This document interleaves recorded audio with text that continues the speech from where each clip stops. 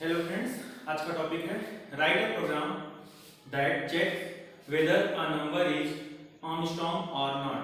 कौन सा number? Armstrong number. Armstrong number क्या होता है? सपोज अगर 153 है तो 153 में क्या करोगे? 1 का क्यूब प्लस 5 का क्यूब प्लस 3 का क्यूब। 1 का क्यूब प्लस 5 का क्यूब प्लस 3 का क्यूब मीन्स 1 प्लस 125 प्लस 27। अगर इसको आप ऐड करते हो तो 153 आता है। कोई भी नंबर है अगर उसको क्यूब करने पे 3 डिजिट नंबर का, कोई भी अगर 3 डिजिट नंबर है उसका क्यूब करने पे अगर वही सेम नंबर प्राप्त होता है तो उसको हम क्या बोलते हैं? Armstrong number. ठीक है, यहाँ तक आपको समझ में आया होगा। तो जैसे ये एक एग्जांपल हुआ, दूसरा एग्जांपल हम ले रहे हैं जैसे 407। नंबर क्या है? 407। 407 में 4 का क्यूब प्लस 0 का क्यूब प्लस 7 का क्यूब, इस तरीके से आपने लिखा। तो 4 का क्यूब कितना हुआ? 64 प्लस 0 और यहाँ पे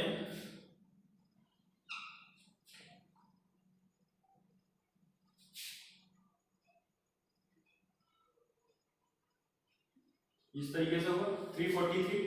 अब इसको ऐड करेंगे, जब ऐड करोगे तो 3 4 7 और 6 4 10 और 3 1 4 407 है।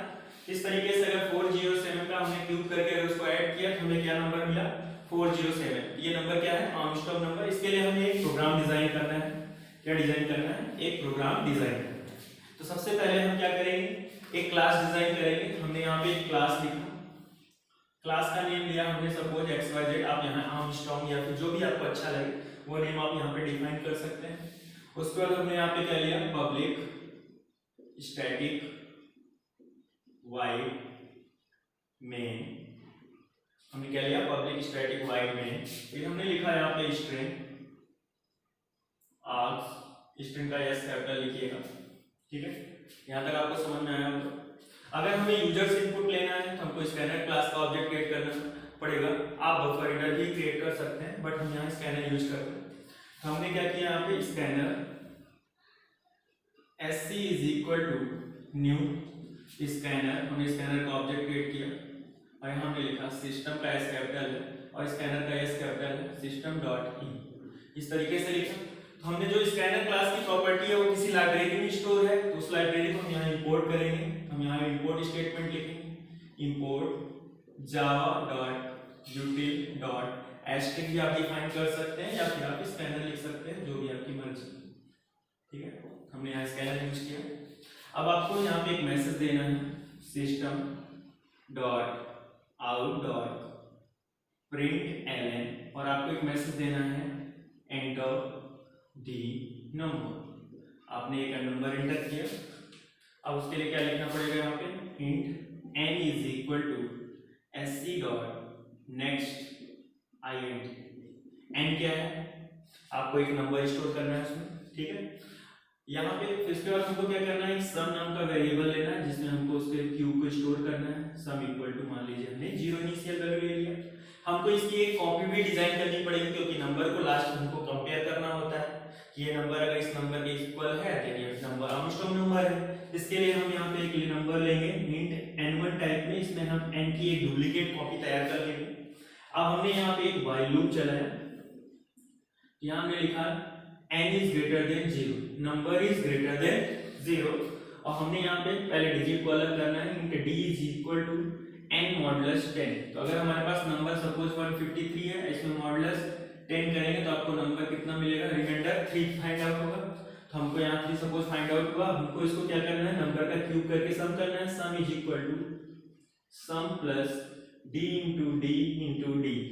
चाहे आप यहाँ पे d into D into D लिखिए या तो यहाँ पे आप मैथ डॉट पावर d, 3 ये भी आप डिफाइन कर सकते हैं। बट ये डबल में, ये आपको डबल में आउटपुट देगा तो आपको क्या करना पड़ेगा? इसको इंटीजर में कन्वर्ट करना पड़ेगा। किस में कन्वर्ट करना पड़ेगा? इंटीजर में कन्वर्ट करके आपको ऐड करना होगा।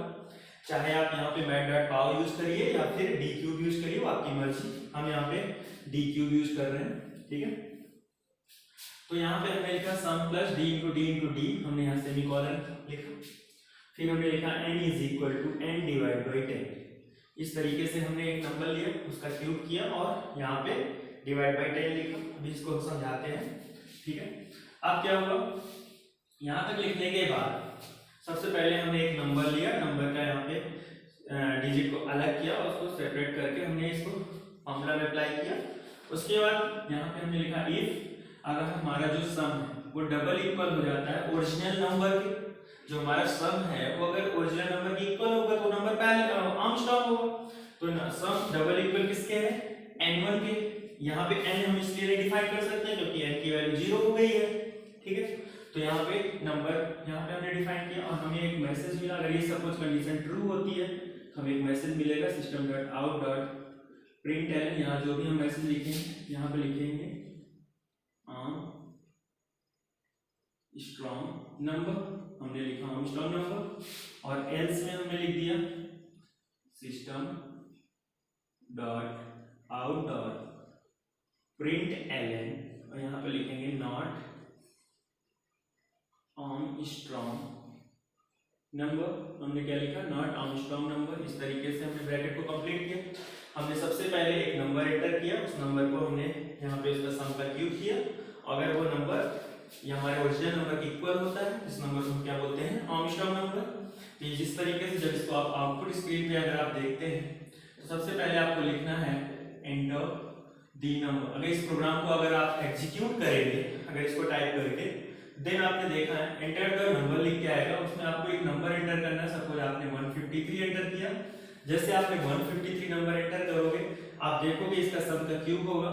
जैसे सम का क्यूब होगा तो यहाँ पे आएगा, यहाँ पे अगर 153 डबल इक्वल हो जाता है 153, सम की वैल्यू और n1 की वैल्यू अगर दोनों सेम हो जाती है तो नंबर आपको क्या मिलेगा, आर्मस्ट्रांग नंबर। यहाँ आपको रिजल्ट मिल जाएगा आर्मस्ट्रांग नंबर, ठीक है। यहाँ तक आपको समझ में आया होगा। अब इस सब प्रोग्राम को एग्जीक्यूट करके आपको समझा रहे हैं, ठीक है। हम नंबर को क्या कर रहे हैं, एग्जीक्यूट करेंगे और देन आपको समझ में आएगा। तो हम इसको इरेज कर रहे हैं, ठीक, हम इसको समझा रहे हैं।